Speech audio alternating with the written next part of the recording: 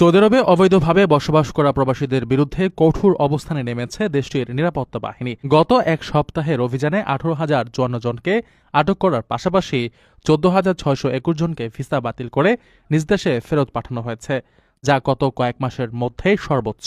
Saudi স্বরাষ্ট্র মন্ত্রণালয়ের পক্ষ থেকে জানানো হয়েছে, গত 8 জানুয়ারি থেকে 14 জানুয়ারির মধ্যে পরিচালিত এই যৌথ অভিযানে আবাসন বা রেসিডেন্সি আইন লঙ্ঘন করায় 11,343 জন, সীমান্ত নিরাপত্তা আইন অমান্য করায় 3,858 জন এবং শ্রম আইন লঙ্ঘনের দায়ে 2,853 জনকে গ্রেফতার করা হয়েছে।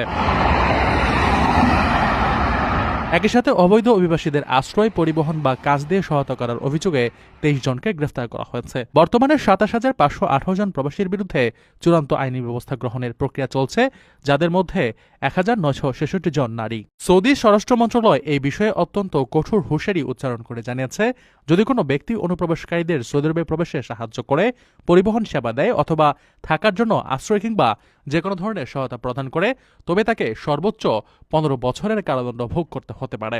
পাশাপাশি অপরাধীকে 10 লাখ রিয়াল পর্যন্ত জরিমানা এবং এই কাজে ব্যবহৃত যানবাহন ও ঘরবাড়ি বাজেয়াপ্ত করার আইনি বিধান রাখা হয়েছে।